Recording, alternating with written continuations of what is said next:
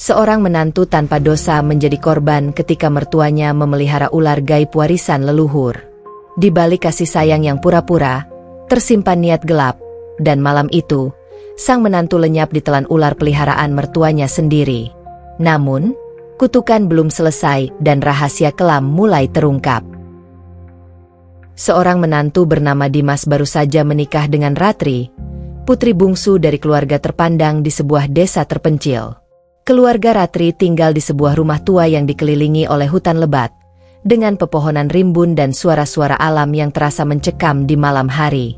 Dimas, seorang perantau dari kota, merasa canggung tinggal di rumah itu. Ibu mertua Dimas, Nyai Sumi, adalah wanita tua yang berwibawa. Wajahnya penuh kerutan, matanya tajam, dan kata-katanya sering mengandung makna tersembunyi. Sejak awal, Dimas merasa ada sesuatu yang aneh dari sikap Nyai Sumi. Tatapan matanya sering mengarah ke hutan di belakang rumah, seolah menyembunyikan rahasia kelam. Suatu malam, saat hujan deras mengguyur desa, Dimas mendengar suara gemerisik di atap rumah. Ia mengira hanya ranting jatuh, tapi suara itu semakin keras, seperti sesuatu yang melata. Penasaran, Dimas mengintip melalui jendela dan melihat bayangan besar bergerak di halaman belakang. Bayangan itu melingkar, memanjang, dan perlahan menghilang ke arah hutan. Dimas merasa bulu kuduknya berdiri. Keesokan harinya, Dimas bertanya pada Ratri tentang suara dan bayangan semalam. Namun, Ratri hanya tersenyum samar dan berkata, "Sudahlah, Mas. Di sini memang banyak hewan. Jangan terlalu dipikirkan." Jawaban itu tidak memuaskan Dimas. Ia merasa ada sesuatu yang disembunyikan. Beberapa hari kemudian, Dimas memutuskan menyusuri hutan di belakang rumah. Ia menemukan sebuah batu besar berlumut dan lubang besar di bawahnya, seperti sarang binatang. Di sekitar lubang, terdapat kulit ular yang mengelupas. Ukurannya jauh lebih besar dari ular biasa. Dimas mulai curiga bahwa sesuatu yang berbahaya tinggal di sana. Malam berikutnya, Dimas terbangun karena mendengar suara bisikan. Suara itu samar, seperti perempuan tua yang berbicara pelan. Ia mengikuti suara itu dan melihat Nyai Sumi berdiri di dekat pintu belakang rumah, menghadap ke hutan. Bibirnya bergerak, melafalkan sesuatu yang terdengar seperti mantra. Di kejauhan, terdengar suara desisan panjang. Ketika Dimas mendekat, Nyai Sumi berhenti dan menoleh perlahan. "Kau tak seharusnya ikut campur," bisiknya. Dimas mundur, merasa takut sekaligus penasaran. Ia mulai percaya bahwa Nyai Sumi menyimpan rahasia kelam. Suatu malam, Dimas bermimpi berada di tengah hutan. Di hadapannya berdiri seekor ular raksasa dengan mata merah menyala. Ular itu berbicara dengan suara Nyai Sumi, "Kau telah melangkah terlalu jauh, Dimas. Sudah waktunya kau menjadi bagian dari kami." Dimas terbangun dengan tubuh berkeringat. Ratri menjadi semakin pendiam. Ia sering termenung, tatapannya kosong. Dimas mencoba bertanya, namun Ratri hanya berkata, "Kau harus pergi dari sini, Mas, sebelum terlambat." Tapi Dimas tidak ingin meninggalkan istrinya. Hingga suatu malam, ketika hujan deras mengguyur, Dimas mendengar suara keras dari belakang rumah. Ia berlari keluar dan melihat seekor ular raksasa melata mendekat. Ular itu memiliki sisik hitam legam dan mata merah menyala. Di sisinya, Nyai Sumi berdiri dengan tenang. "Sudah saatnya kau menjadi korban berikutnya," kata Nyai Sumi dengan suara dingin. Ular itu membuka mulutnya lebar, dan Dimas tak sempat melarikan diri.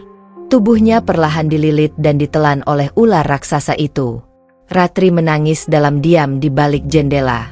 Ia tahu bahwa ular itu bukan sekadar hewan, melainkan penjaga keluarga mereka selama puluhan tahun. Sebuah perjanjian gelap telah dibuat oleh leluhur mereka untuk menjaga kekayaan dan kejayaan keluarga, dengan tumbal dari menantu laki-laki yang masuk ke keluarga itu. Ular itu kembali melata menuju hutan, membawa Dimas ke sarangnya yang gelap.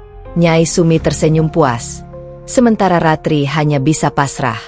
Begitulah takdir keluarga mereka, rahasia kelam yang tak bisa dihindari. Sejak malam Dimas ditelan oleh ular raksasa itu, rumah besar keluarga Ratri terasa lebih sunyi dan dingin. Ratri sering termenung di sudut rumah. Matanya kosong menatap lantai kayu yang sudah mulai lapuk. Meskipun air matanya sudah kering, rasa bersalah dan ketakutan terus menghantui pikirannya. Ia merasa bersalah karena tidak bisa menyelamatkan Dimas.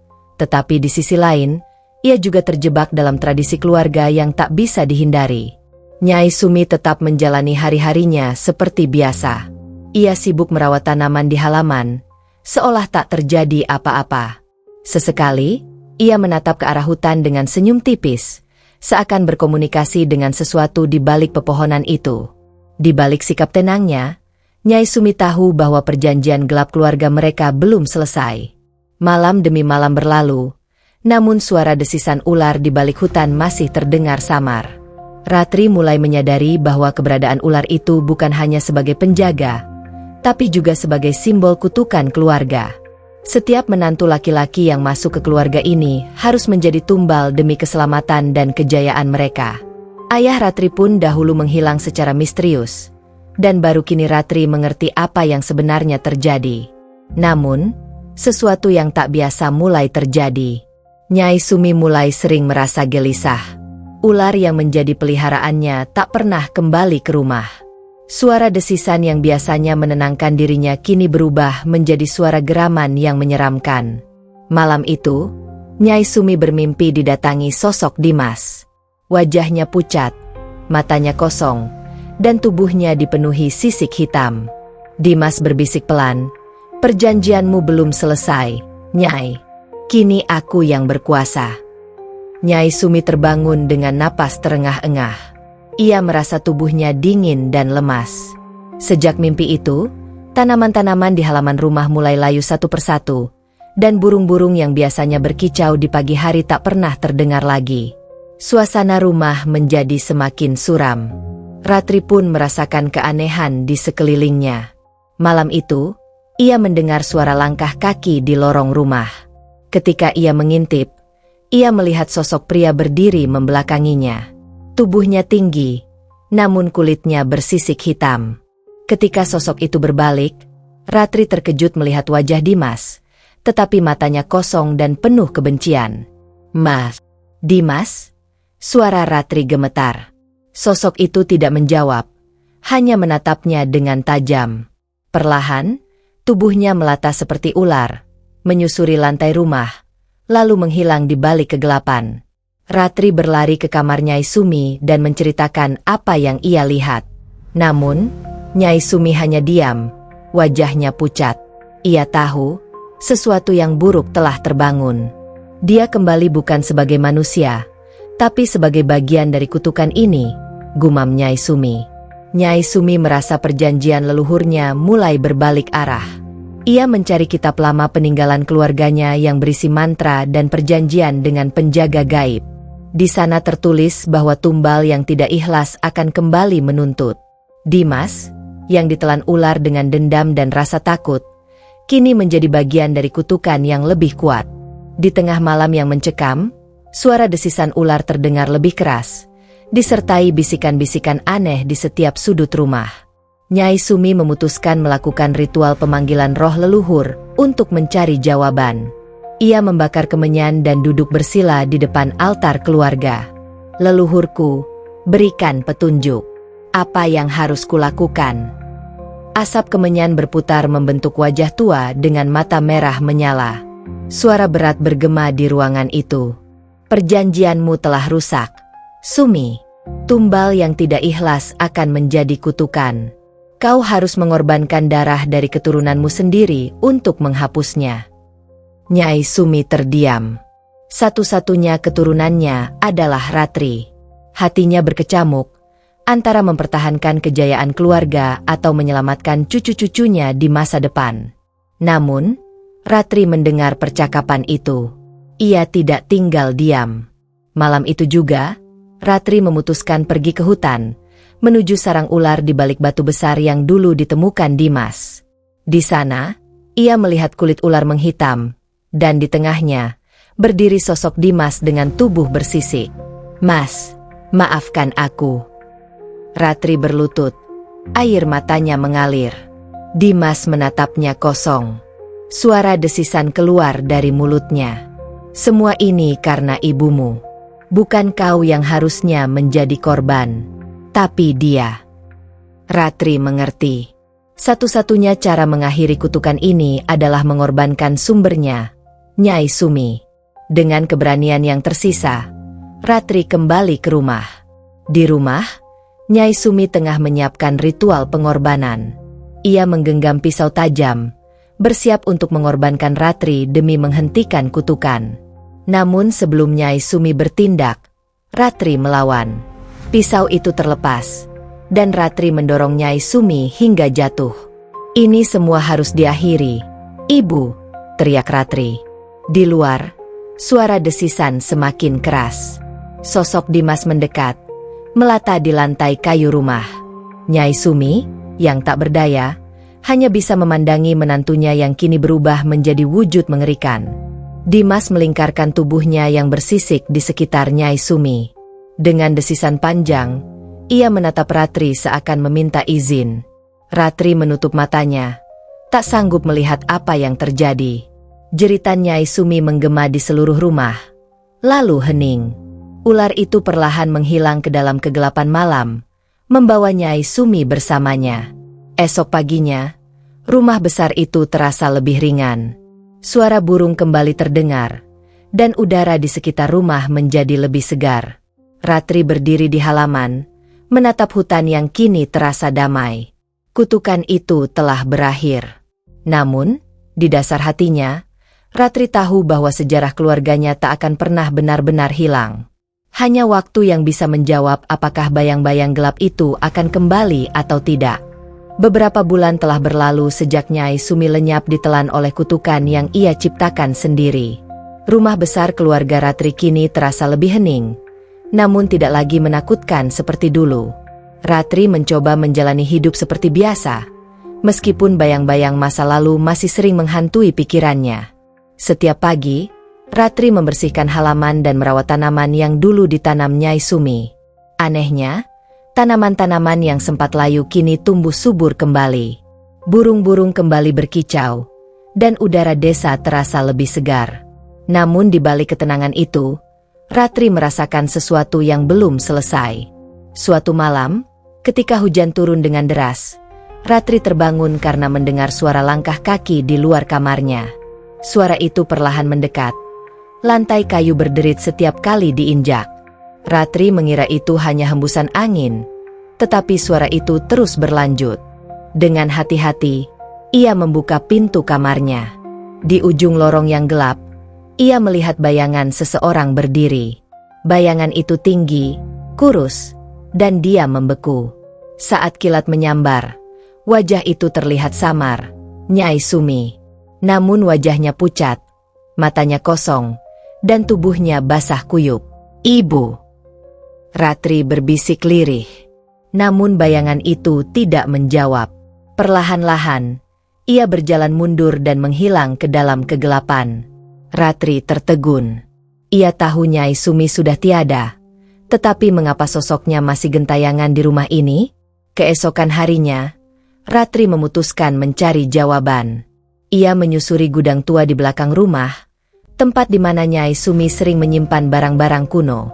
Di sudut gudang, ia menemukan sebuah peti kayu tua yang terkunci rapat. Dengan susah payah, Ratri membongkar kunci karatnya. Di dalam peti, ia menemukan sebuah kitab tua dengan sampul kulit dan tulisan aksara kuno. Kitab itu berjudul Perjanjian Darah Leluhur. Saat membalik-balik halaman kitab itu, Ratri menemukan bagian yang belum pernah dibacanya sebelumnya. Tertulis, perjanjian dengan penjaga kegelapan hanya akan selesai jika darah sumber kutukan dihentikan sepenuhnya. Jika tidak, roh penjaga akan berkeliaran hingga penebusan sempurna dilakukan. Ratri menyadari bahwa meski tubuh Nyai Sumi sudah tiada, arwahnya masih terikat pada perjanjian itu. Kutukan belum sepenuhnya berakhir. Di sela-sela halaman kitab, Ratri menemukan sebuah kain tua yang membungkus sebuah benda kecil. Saat dibuka, ia menemukan sebuah liontin kuno berbentuk ular yang menggigit ekornya sendiri. Liontin itu terasa dingin dan berat. Di belakangnya terukir mantra dalam bahasa kuno. Ratri membawa liontin itu ke hutan, tempat di mana Dimas terakhir kali terlihat. Di bawah batu besar yang dulu menjadi sarang ular, Ratri berdiri sambil menggenggam liontin itu. Angin berhembus kencang, dan kabut tipis mulai menyelimuti hutan. "Dimas, jika kau masih di sini, tunjukkan dirimu," bisik Ratri. Dari balik kabut, muncul sosok Dimas. Namun kini ia tampak lebih manusiawi, meskipun kulitnya masih tampak bersisik tipis. Matanya tidak lagi merah menyala, melainkan sendu dan penuh kesedihan. "Ratri." Suara Dimas terdengar pelan. "Aku menemukan ini," kata Ratri sambil menunjukkan liontin itu. "Aku rasa ini kunci untuk membebaskanmu dan ibu." Dimas menatap liontin itu. "Itu milik Nyai Sumi. Liontin itu adalah segel perjanjian. Hancurkan, maka semua akan berakhir." Ratri ragu sejenak. "Bagaimana jika aku menghancurkannya? Apakah kau akan pergi?" Dimas tersenyum samar. "Mungkin, tapi rohku akan bebas. Dan kutukan ini takkan mengikat keluarga kita lagi." Dengan tangan gemetar, Ratri mengangkat liontin itu tinggi-tinggi, lalu membantingnya ke batu besar. Liontin itu retak, mengeluarkan asap hitam pekat yang melingkar di udara. Terdengar jeritan panjang, seperti suara Nyai Sumi yang menjerit dari dunia lain. Asap hitam itu perlahan menghilang, dan suasana menjadi hening. Dimas menatap Ratri dengan tatapan lega. "Terima kasih, Ratri. Kau telah membebaskanku," bisiknya sebelum tubuhnya perlahan memudar, seperti butiran debu yang terbawa angin. Ratri terisak, lututnya lemas. Ia tahu Dimas telah pergi untuk selamanya. Namun ia juga tahu bahwa Dimas kini bebas, tak lagi terjebak dalam kutukan keluarga. Hari-hari berikutnya, rumah besar itu benar-benar terasa damai. Tidak ada lagi suara desisan, tidak ada lagi bayangan yang menghantui. Ratri perlahan mencoba membuka lembaran baru dalam hidupnya. Beberapa warga desa yang dahulu menjauh kini mulai mendekat, membantu membersihkan rumah dan halaman. Mereka bercerita bahwa desa pun terasa lebih tenang, tidak lagi diliputi hawa gelap yang mencekam. Namun, jauh di dasar gudang, di balik rak-rak kayu yang berdebu, tersisa satu benda yang tidak diketahui Ratri. Sebuah cermin tua yang retak di ujungnya. Di balik pantulannya yang buram, sesekali tampak bayangan samar seorang wanita tua dengan senyum dingin. Walau kutukan telah diakhiri, jejak masa lalu tak pernah benar-benar hilang. Hari-hari berlalu, dan kehidupan di rumah besar itu perlahan kembali normal. Ratri berusaha mengisi kesunyian dengan merawat rumah dan kebun, serta berbaur dengan warga desa.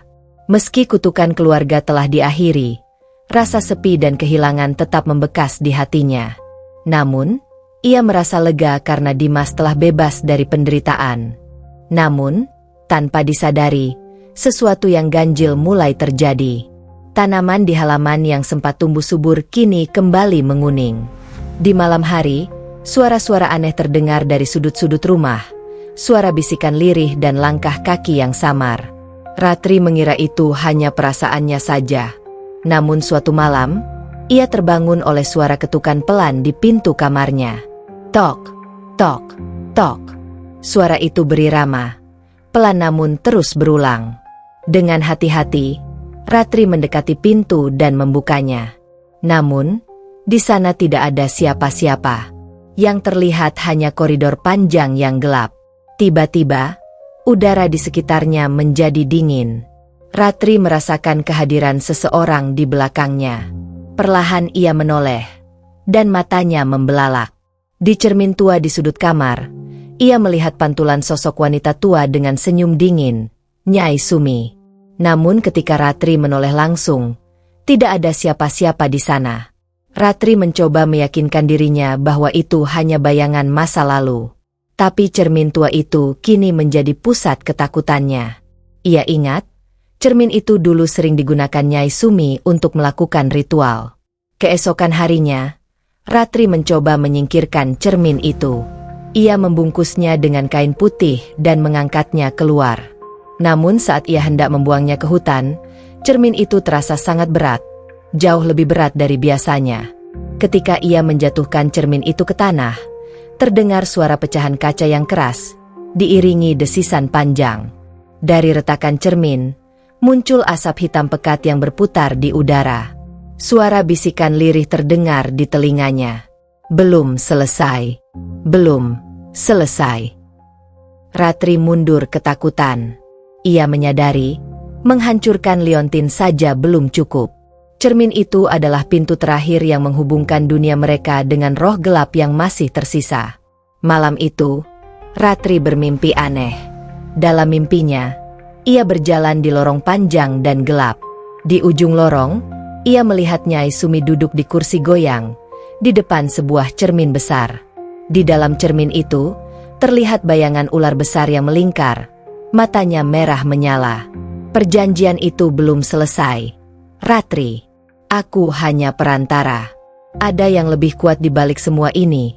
Suara Nyai Sumi bergema. Siapa? Tanya Ratri dengan suara gemetar. Nyai Sumi tersenyum sinis. Leluhur kita. Roh penjaga itu adalah warisan dari generasi ke generasi. Aku hanya menjalankan perintah. Kini giliranmu. Ratri terbangun dengan napas tersengal. Ia sadar bahwa apa yang dihadapinya jauh lebih besar dari sekadar kutukan keluarga. Ada sesuatu yang lebih tua dan lebih kelam yang masih mengikat darah keluarganya. Dengan tekad yang bulat, Ratri kembali membuka kitab perjanjian darah leluhur. Di halaman terakhir yang dulu belum ia baca, tertulis sebuah petunjuk tentang sumur leluhur, tempat di mana perjanjian pertama kali dibuat. Di sanalah semua harus diakhiri. Sumur itu terletak jauh di dalam hutan, tersembunyi di balik semak belukar. Malam itu, Ratri membawa lentera dan kitab tua itu, melangkah masuk ke hutan. Angin malam berhembus dingin, dan suara hewan malam terdengar bersahutan. Setelah berjalan lama, ia menemukan sebuah sumur tua yang tertutup lumut. Di sekelilingnya, terdapat ukiran-ukiran kuno berbentuk ular yang melilit. Ratri berdiri di tepi sumur, merasa getaran aneh dari dalamnya. Ia membuka kitab dan membaca mantra penutup perjanjian. Suaranya bergetar, namun ia terus melafalkan mantra itu. Tiba-tiba, dari dalam sumur muncul asap hitam yang berputar, membentuk sosok bayangan besar dengan mata merah menyala. Siapa yang berani membangunkanku? Suara itu bergema berat. Aku Ratri, pewaris darah keluarga ini. Aku datang untuk mengakhiri perjanjian ini, teriak Ratri. Bayangan itu menggeram. Perjanjian ini tidak bisa diakhiri. Darah harus dibayar dengan darah. Ratri mengangkat kitab tua itu dan melemparkannya ke dalam sumur. Kitab itu terbakar dalam api hitam, dan suara jeritan panjang terdengar. Seluruh hutan bergetar. Pohon-pohon bergoyang hebat. Dari dalam sumur, muncul sosok ular raksasa, jauh lebih besar dari yang pernah dilihat Dimas. Namun kali ini, ular itu tampak terluka, sisiknya retak dan matanya redup. Darah keluargamu sudah cukup. Aku mengakhiri ini sekarang, teriak Ratri. Dengan keberanian yang tersisa, Ratri menusukkan sebilah pisau yang ia bawa ke tanah di depan sumur, mengikuti petunjuk di kitab. Tanah bergetar, dan sumur itu mulai runtuh, menelan ular raksasa itu ke dalam kegelapan. Suara jeritan dan desisan itu perlahan menghilang, dan malam kembali sunyi. Ratri terduduk lemas di tanah. Ia merasa beban berat di pundaknya telah terangkat. Hutan menjadi tenang, dan angin malam kini berhembus lembut. Ketika ia kembali ke rumah, cermin tua itu telah retak sepenuhnya, dan pantulan gelap di dalamnya lenyap. Tidak ada lagi suara bisikan, tidak ada lagi bayangan. Rumah itu akhirnya benar-benar bebas dari kutukan.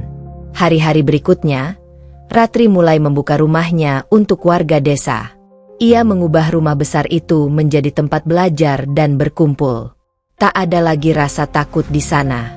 Warga pun mulai menghormati Ratri sebagai penerus keluarga yang berani memutus rantai kegelapan.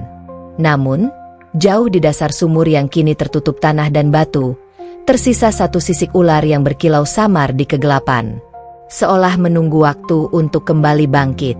Tahun-tahun berlalu sejak malam ketika Ratri berhasil memutus perjanjian gelap keluarganya. Rumah besar yang dulu angker kini menjadi tempat berkumpul warga desa. Ratri hidup sederhana, mengisi waktunya dengan berkebun dan membantu sesama. Desa yang dulu terasa suram kini penuh tawa dan kebahagiaan. Namun, di balik ketenangan itu, sesekali Ratri masih merasakan bisikan halus di telinganya, seolah-olah ada yang memperhatikannya. Ia mengabaikan perasaan itu, meyakinkan diri bahwa semua sudah berakhir. Suatu sore, seorang anak kecil dari desa bernama Jaka datang kepadanya dengan membawa sesuatu. "Bu Ratri, aku menemukan ini di hutan," katanya sambil menyerahkan sebuah sisik ular yang besar dan berkilau. Seketika darah Ratri terasa membeku. Sisik itu mirip dengan sisik ular raksasa yang dulu muncul dari sumur leluhur. "Di mana kamu menemukannya, Nak?" tanya Ratri dengan suara bergetar. "Di dekat sumur tua yang tertutup batu." Aku dengar suara desisan, tapi aku lari karena takut. Ratri terdiam. Ia tahu bahwa meskipun sumur itu telah runtuh, sesuatu masih tertinggal di sana. Ia tak bisa mengabaikannya. Kutukan itu mungkin belum sepenuhnya lenyap. Malam harinya, Ratri kembali bermimpi. Dalam mimpinya, ia berjalan di hutan yang gelap dan lembab. Di kejauhan, ia melihat sumur tua yang kini tertutup rapat oleh batu-batu besar. Namun, dari sela-sela batu, muncul asap hitam yang tipis dan melayang perlahan. Tiba-tiba, dari dalam kegelapan, terdengar suara yang berat dan menyeramkan. "Darah tak bisa diputus. Darah harus dibayar dengan darah." Ratri terbangun dengan keringat dingin membasahi tubuhnya. Ia menyadari bahwa mengubur sumur itu tidak cukup. Sesuatu di dalamnya masih hidup, menunggu waktu untuk bangkit. Dengan tekad kuat, Ratri memutuskan untuk mengakhiri semua ini. Ia mengumpulkan beberapa warga desa yang ia percaya dan menceritakan tentang sumur tua itu. Meskipun mereka ragu, mereka percaya pada Ratri yang telah membawa perubahan baik di desa. Malam itu, mereka berangkat ke hutan dengan membawa obor dan peralatan. Di hadapan sumur yang tertutup batu, Ratri berdiri dengan kitab tua yang ia temukan di gudang, kitab yang dulu tidak sepenuhnya terbakar. "Aku harus menutup pintu ini selamanya," kata Ratri.